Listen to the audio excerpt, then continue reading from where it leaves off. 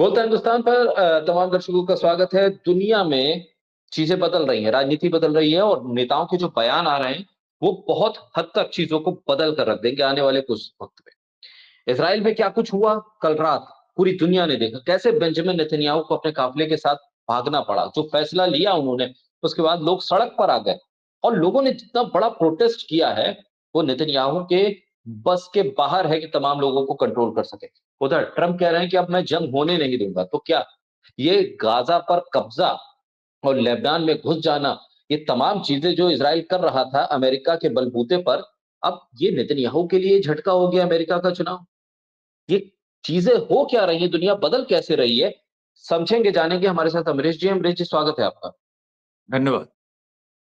अमरीश जी, कल क्या हुआ इज़राइल में? क्यों नेतन्याहू को भागना पड़ा, उनके काफ़िले को जाना पड़ा और इतनी बड़ी तादाद में लोग सड़कों पे उतर आए? दरअसल हो क्या रहा है इज़राइल के भीतर? किस तरह से ये चीज़ें बदल रही हैं और साथ ही जो घटनाक्रम हुआ है इज़राइल के भीतर, क्या इसका सीधे-सीधे हम असर माने जो लेबनान में हार हुई है, जो हमास से मुकाबला करके ये कुछ हल नहीं निकाल पा रहे हैं, जो लगातार फेलियर है नेतन्याहू के कार्यकाल का, वो अब एक्सट्रीम पर पहुँच गया?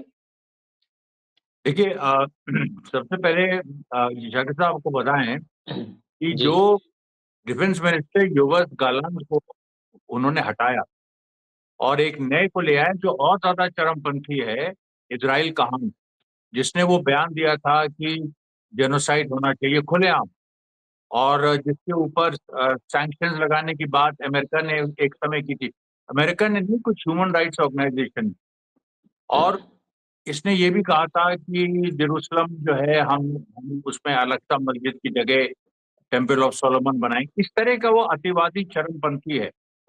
अब बताया ये जा रहा है कि रिवर्स गैलेंट और नेतन्याहू में डिफरेंसेस पैदा हो गए थे, स्पेशली इस मुद्दे पे कि जो अल्ट्रा ऑर्थोडॉक्स जूइश सेक्ट है, हरिदिम, जो मिलिट्री सर्विस जिनके यहाँ अलाउड नहीं है, लेकिन उनके वोट जो हैं वो चरमपंथी पार्टियों को पड़ते हैं, जो नेतन्याहू के साथ इस समय कोलिशन में, क्योंकि नेतन्याहू का कोलिशन राइट विंग कोलिशन है इजराइल के हिसाब से। जो इजराइल का सेंटर और लेफ्ट है वो ऑपोजिशन में है। तो अब ये था कि जो हरिदिम है उनको कंपलसरी सर्विस के लिए, मतलब कि उनको भी, क्योंकि इजरायली सेना की का संकट है। गाजा में उससे लोग मारे गए हैं कितने हजारों में, लेबनान में इंजरीज हजारों में। चलिए मान लेते हैं कि आ, आ, जो मारे गए हैं वो इजराइल आंकड़े भी मार लें, ये मतलब मान ले, ये सवाल तो रह जाता है ना कि इंजरीज तो इतनी भारी संख्या में हुई है, 74,000 विकलांग हो जाएंगे, मतलब विकलांगों की अर्जी आई है। तो अब सवाल ये था कि हरिदिम जो सेक्ट है उसको बुलाया जाए लड़ाई में। तो उसमें जो 3,500 एप्लीकेशन जिनको बुलाया गया था, उसमें से केवल 300 लोगों ने रिप्लाई किए, 300 सोल्जर टर्न अप हुए। तो इसको लेके गलत और नेतन्याहू में झगड़ा हो गया। अच्छा, नेतन्याहू में ये था कि वो अपनी राइट विंग पार्टीज को नाराज कर नहीं सकता है, उसके वोटर हैं ये जो हरिदिम सेक्ट वाले। एक तो ये, दूसरा गाजा को लेके भी एक गैलेंट का ये था कि होस्टेजेस को छुड़ाया जाए और उस पे ध्यान केंद्रित किया जाए। और लेबनान की जो लड़ाई है उसके बारे में भी गैलेंट का ये कहना था कि हमारे गोल्स डिफाइन होने चाहिए कि हम कहाँ तक जा सकते हैं। अब ये तीन ऐसे इश्यूज हैं जो इसराइल के अंदरूनी राजनीति को दो फाड़ किए हुए हैं।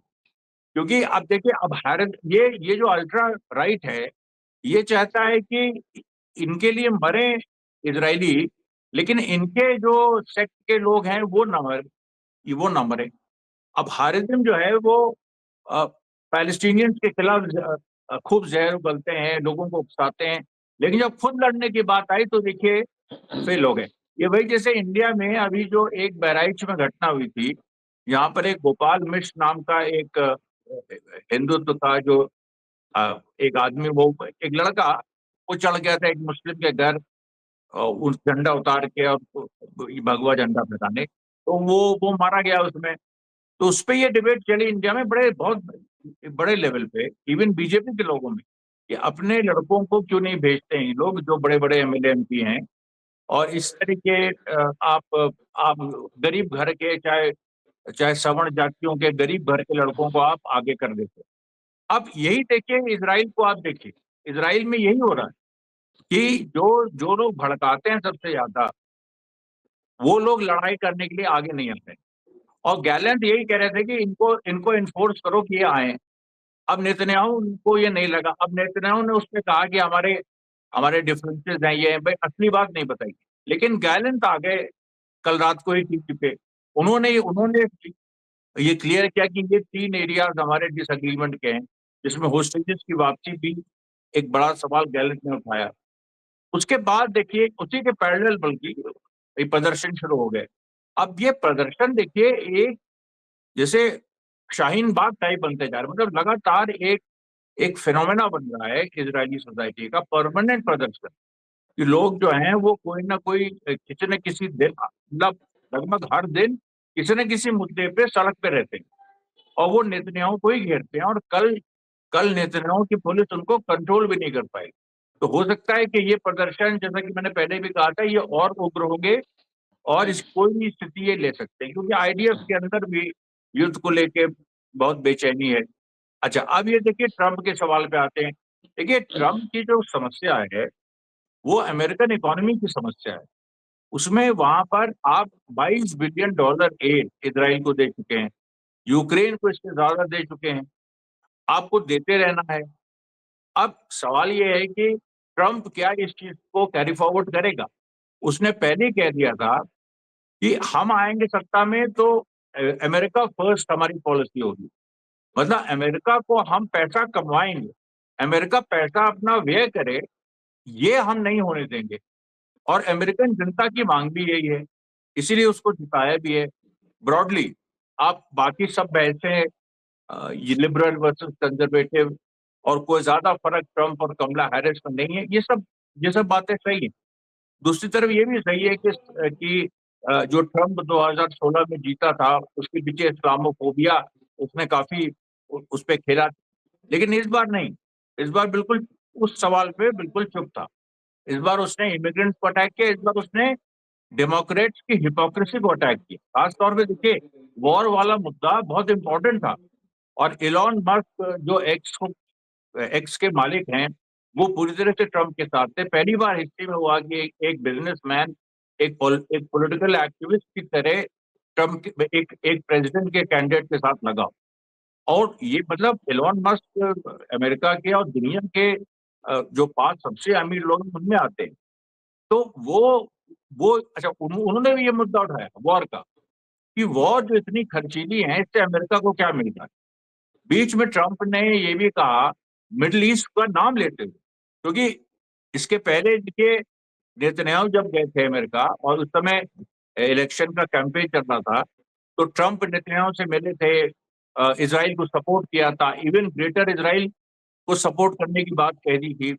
उसके बाद उन्होंने ये भी कहा था कि हम जो है कि अगर जूस हमको वोट नहीं देंगे, अगर अगर कोई और आ गया सत्ता में तो इसराइल खत्म हो जाएगा। इस तरह की बातें उन्होंने शुरू में की। जब शुरू में भी नहीं, बीच में कहेंगे, जब जब नेतन्याहू का विजिट, नेतन्याहू के जाते ही उनका सुर बदल गया। और उसके बाद आप देखिए तो लगातार उन्होंने एक ही मुद्दे पर केंद्रित किया, वॉर, कि वॉर जो है इससे अमेरिका को क्या मिल रहा है। फिर उन्होंने मिडिल ईस्ट का नाम लिया और मिडिल ईस्ट में उन्होंने कहा कि हमने जाके वी बॉम्ब, यहां तक कहा we bomb the whole of middle east, अपने पूरे मिडिल ईस्ट को बम से उड़ा दिया, इस तरह की बात की। और हम वापस आ गए और उसके बाद फिर वही सब हो रहा है और हमको क्या मिला। ये हमेशा वो इस बात को कहते हैं। और उन्होंने देखिए चाइना और रशिया के बारे में कहा है कि इनसे हमें संबंध खराब नहीं करने। और इसमें हमको उन्होंने कहा कि जब मैं सत्ता में था तो चाइना के साथ रिश्ते अच्छे थे तो अमेरिका को फायदा हुआ था, रशिया के साथ ये रिश्ते ये थे, ऐसे थे, वैसे थे, अच्छे थे। फिर उन्होंने कहा कि यूक्रेन वॉर तो मैं एक दिन में रुकवा दूंगा, क्योंकि मेरे पास जेलेंस्की का भी फोन नंबर है, पुतिन का भी है। कोई ऐसी नेता है ही नहीं कि जिनके पास दोनों का नंबर है। मैं दोनों को फोन करूंगा और कर। चलिए वो सब बातें अपनी जगह हैं, वो तो एक एक प्रक्रिया है। लेकिन ईरान के बारे में ट्रंप ने कहा अभी 2 दिन पहले कि हम ईरान के दुश्मन नहीं है और वो और वो प्रॉस्पर करे, हम केवल न्यूक्लियर वेपन वो रखे इसके खिलाफ है। ये बहुत ज्यादा फर्क है ट्रम्प के उन भाषणों से जिसमें उसने कहा था कि यूक्रेन में युद्ध बंद करा के हम ईरान पे केंद्रित करेंगे। जब उसको लग गया कि जूश वोट हमारे साथ है या जो पैसे, क्योंकि देखिए पैसे का भी इसमें यह है कि कमला हैरिस ने जितना पैसा स्पेंड किया उससे आधा ट्रंप ने स्पेंड किया। एक्चुअली जूश लॉबी का पैसा असल में कमला हैरिस के साथ था। That is why she was able to raise more fund than Trump. Election का ये अमेरिकन के इलेक्शन ये सब फंड रेजिंग पे डिपेंड करते हैं। इतना बड़ा आपको फंड करना पड़ता है, हजारों लॉयर्स हायर करने पड़ते हैं, 50 स्टेट्स हैं। तो आप सोचिए कि कमला हैरिस ने ज्यादा पैसा रेज कर लिया। कैसे रेज कर लिया? तो ट्रम्प को लगा कि हम इसराइल और जूस को सपोर्ट कर तो रहे हैं लेकिन वो फायदा हमको मिल नहीं रहा है। उसके बाद इसने ट्रैक चेंज किया और ये चेंज ट्रैक में ये पूरी बात आ गई उसकी, जिसमें उसने लास्ट तक ये तक कह दिया कि ईरान से भी हमारी दुश्मनी नहीं है। और आज कहा पहले भाषण में कि I am here not to start war but to end war, कि युद्ध को हम खत्म करना चाहते हैं। अब नेतन्याहू ने ट्रम्प का स्वागत किया है। ऑब्वियसली इसराइल के कई चैनल्स में बड़ी खुशियां मनाई जा रही है कि ट्रम्प जीत गया। लेकिन ये सारी चीजें देखिए, असलियत ये है कि जो कमला हैरिस और बाइडेन, इन लोगों की जो राजनीति थी कि हम लोग एक लिबरल फेस भी बनाए रखे और इसराइल की मदद करें, खुली मदद करें, और उसको हम बिल्कुल एक हिपोक्रेसी, डबल स्टैंडर्ड जिसको कहें कि कहना कुछ करना कुछ। ट्रंप ने ये पकड़ लिया और इस पे अटैक किया उनको, और उसके बाद और अमेरिकन पब्लिक ने जिताया ट्रंप को और अच्छी तरह जिताया। तो अब देखिए बात यहाँ पर ये आ जाती है कि ट्रंप अगर ये वॉर को, मतलब ट्रंप के ऊपर उनके सर पे तलवार लटक रही, अगर वो जरा सा भी उन्होंने इस तरीके का से किया कि नई एड इसराइल को अनाउंस कर दी या नई एड उन्होंने यूक्रेन को अनाउंस कर दी। पिछली एड में तो वो कह सकते हैं कि भाई हमारे आने से पहले वो सैंक्शन हुई थी तो उसमें हम कुछ नहीं कर सकते, लेकिन ये कोई नई एड शुरू करने वो करना, उसके बाद ये वहां पर यूक्रेन में और ज्यादा जो जेलेंस्की मांग रहा है उसको कर ये देना शुरू कर दे।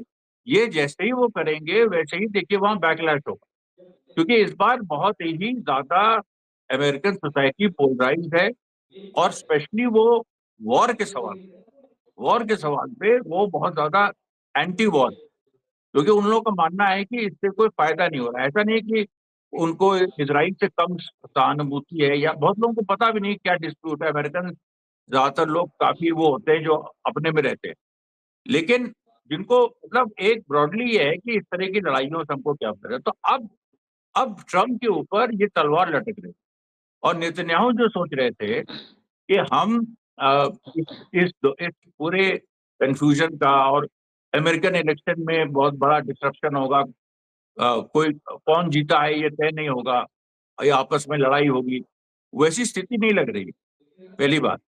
दूसरी बात यह है कि जो बाइडेन है अभी 20 जनवरी तक वो ऑफिस में है।